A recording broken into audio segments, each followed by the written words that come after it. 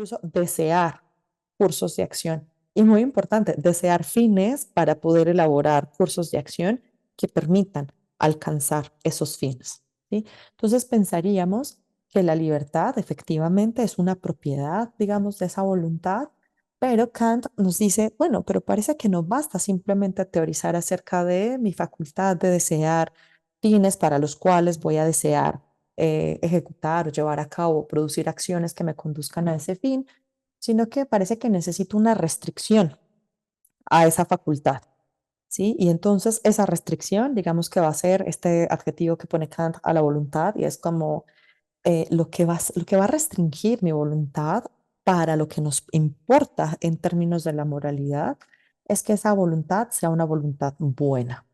Sí, y entonces uno podría pensar que hay una especie de círculo, porque pues para poder hacer acciones buenas, ¿qué es una acción buena? Pues una acción que depende de una voluntad buena, pero ¿qué es una acción, qué es una voluntad buena? Pues una voluntad que produce acciones buenas y entonces pues no, o sea, ¿qué es específicamente esta voluntad buena? Entonces, la manera en la que Kant nos va a presentar a la voluntad es como esta facultad de desear, digamos, fines y medios, eh, pero hay una restricción acerca de qué puede guiar o qué puede restringir, qué puede constreñir a mi facultad de desear para que lo que desee sea bueno. ¿Y por qué esto es importante para Kant? Les decía la sesión pasada, Kant no está hablando solo, Kant está, digamos, como eh, entablando este diálogo con su tradición, con la tradición empirista acerca de lo bueno moralmente, con la tradición racionalista acerca de qué es lo bueno moralmente. Y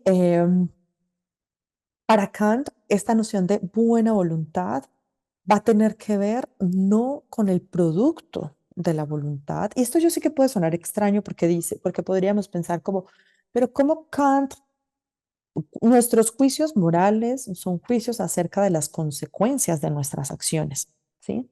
Como que yo no juzgo, o sea, yo juzgo mal la acción o negativamente o valoro negativamente desde una perspectiva moral la acción de robar porque la acción de robar genera un daño, ¿sí?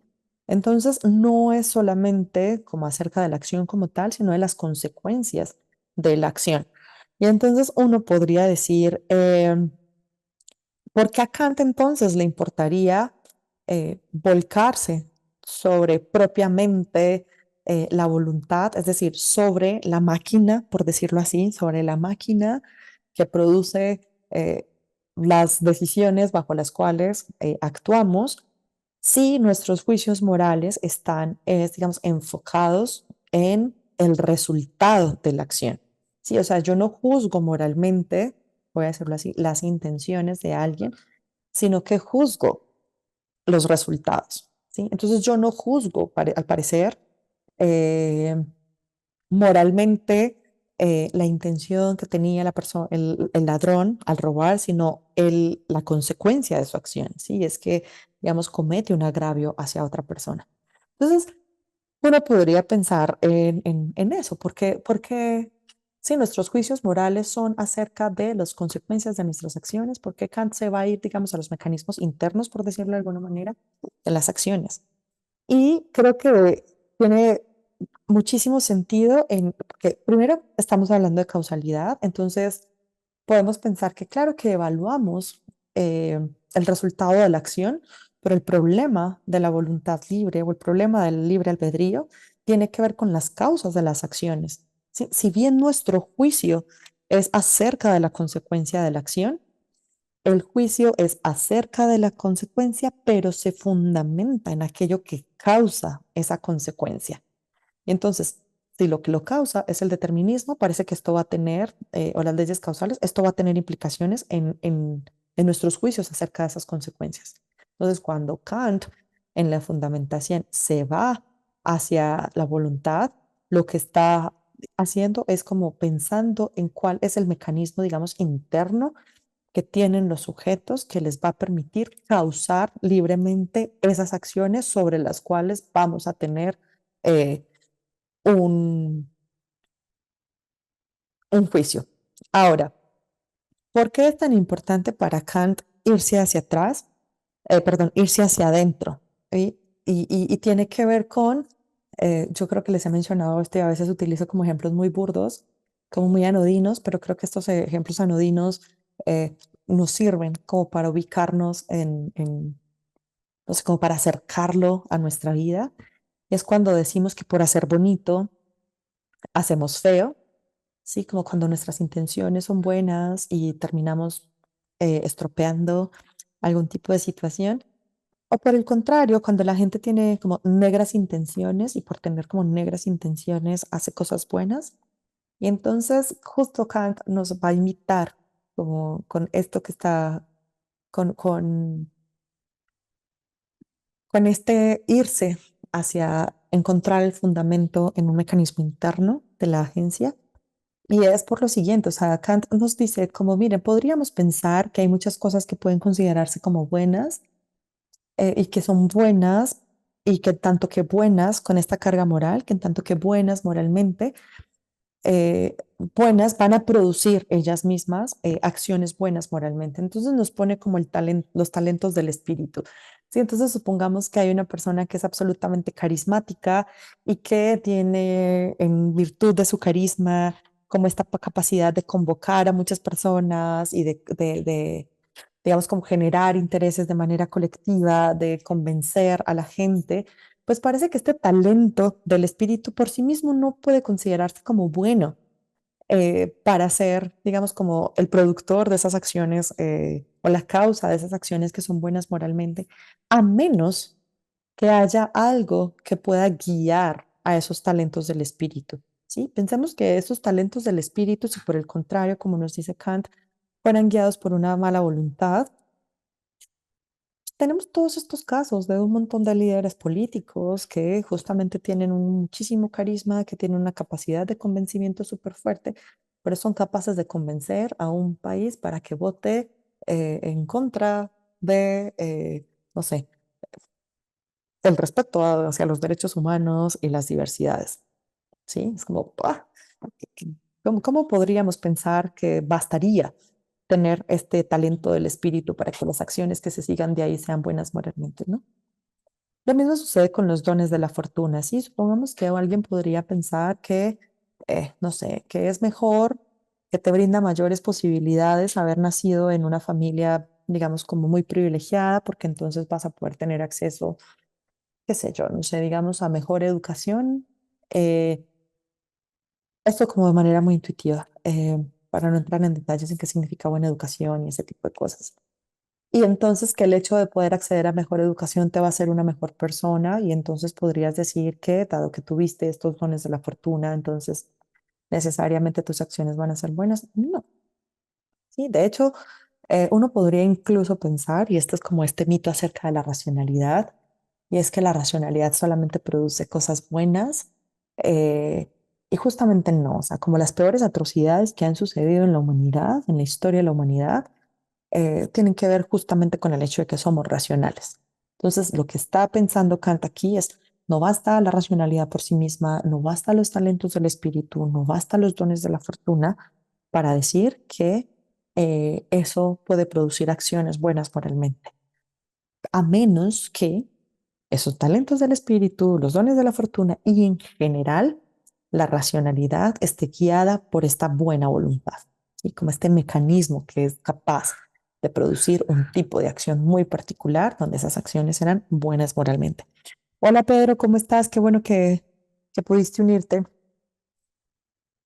Ok, entonces, cuando estamos hablando en estos términos de la voluntad, como esta facultad de desear, eh, digamos que deseamos fines y deseamos medios, hay una particularidad y es cuando estamos hablando de desear fines y medios, en principio estamos hablando de manera general, ¿sí? Entonces estamos hablando de lo que es bueno con restricción y bueno sin restricción, ¿sí? Entonces vamos a decir que es bueno con restricción. eh, Cuando decimos que algo es bueno con restricción, podemos decir que está condicionado. Entonces, por ejemplo, yo les digo que lavarme los dientes 3 veces al día es bueno con restricción eh, para tener una buena salud oral. ¿sí? Y bueno sin restricción sería, eso es bueno per se, ¿sí? Entonces, cuando Kant nos habla de esto de bueno con restricción, bueno sin restricción, que también vamos a ver como dos nociones distintas de restricción y sin restricción en términos de deber, vamos a decir que lo que quiere, a lo que se refiere Kant con esto de las restricciones y las no restricciones, es que esa voluntad, si bien tiene la capacidad o digamos está diseñada para poder elegir o para poder desear eh, o elegir lo que desea, necesita tener principios, ¿sí? Y entonces, en este sentido, vamos a pensar que esa buena voluntad a la que se refiere Kant, que es buena sin restricción, es buena porque no está pensando en hacer lo bueno para conseguir algo más, como para conseguir buena salud oral, sino bueno per se, bueno porque es lo que debe hacerse. Entonces, en este caso, se dice que la buena voluntad no es buena por lo que efectúe o realice, es buena en sí misma. Y esto de en sí mismo va a ser, es buena porque ella misma es capaz de desear lo que es lo bueno sin restricción. Y también tiene que ver con el hecho de que esa buena voluntad no es como por una aptitud para alcanzar algún fin propuesto. Sí, es como, de nuevo, es muy es como este dicho de muy la cultura popular de como haz el bien y no mires a quién, como haz el bien porque sí, ¿sí? Como, ah, ¿por qué voy a hacerle el bien a esta persona si ni siquiera la conozco? ¿Sí? Es como tú haz el bien y ya. ¿Por qué voy a defender a los palestinos si no conozco ningún palestino en mi vida? Es como solo porque eso es lo que se debe hacer. ¿Sí? ¿Por qué tengo que donar sangre? No sé, se me ocurre, como si no hay nadie en particular en mi vida que esté requiriendo sangre, ¿por qué tendría que donar sangre al banco, al banco de sangre? Es como, porque eso se debería hacer, ¿sí? Por poner un ejemplo. Eh, Dudas, preguntas, si no les voy a pedir como que me regalen un minuto y regreso. Dudas, preguntas, ¿todo bien? Me regalan, ay, no sé esta cosa por qué está haciendo esto.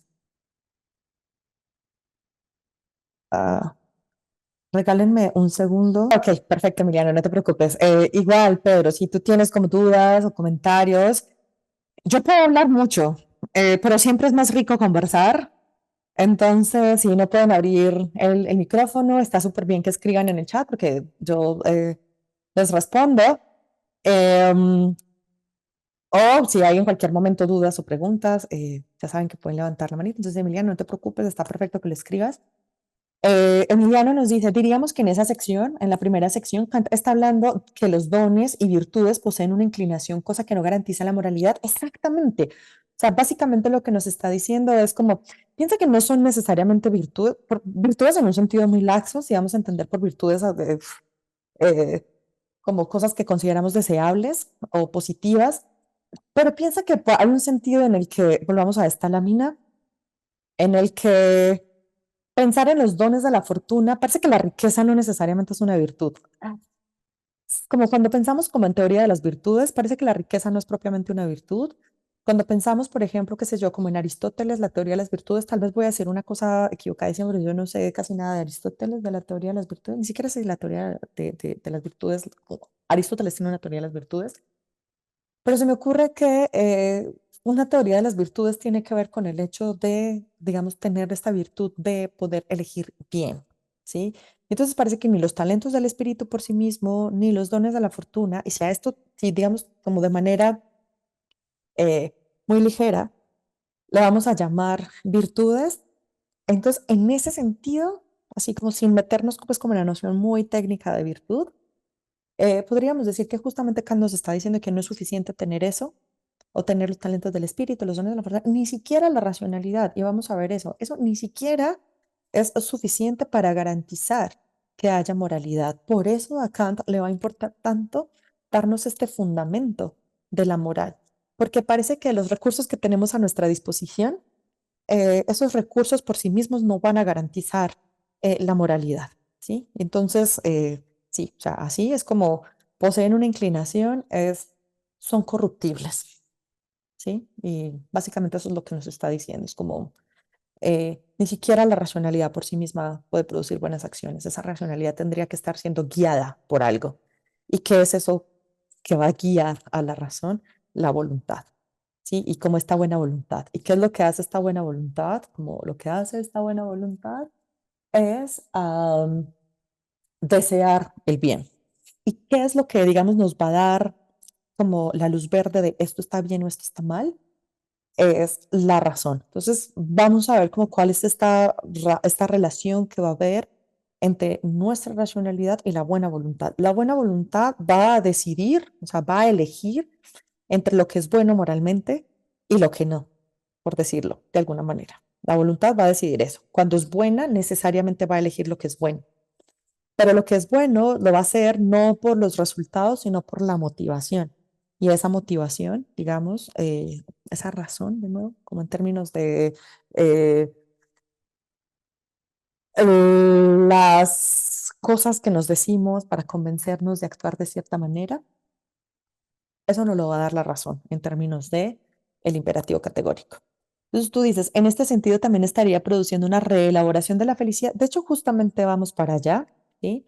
Y es como cuando pensamos, y esto es muy hacia Hume, eh, lo que nosotros tenemos que hacer es lo bueno, porque lo bueno nos produce como este sentimiento de empatía, esta simpatía, y esta simpatía es por eh, como producir la felicidad. Todo aquello que nos conduzca a la felicidad va a ser como considerado bueno, pero esto va a tener muchos problemas. Y justamente, como menciona Emiliano, lo que nos va a decir Kant, que es bien curioso, es lo que es bueno moralmente.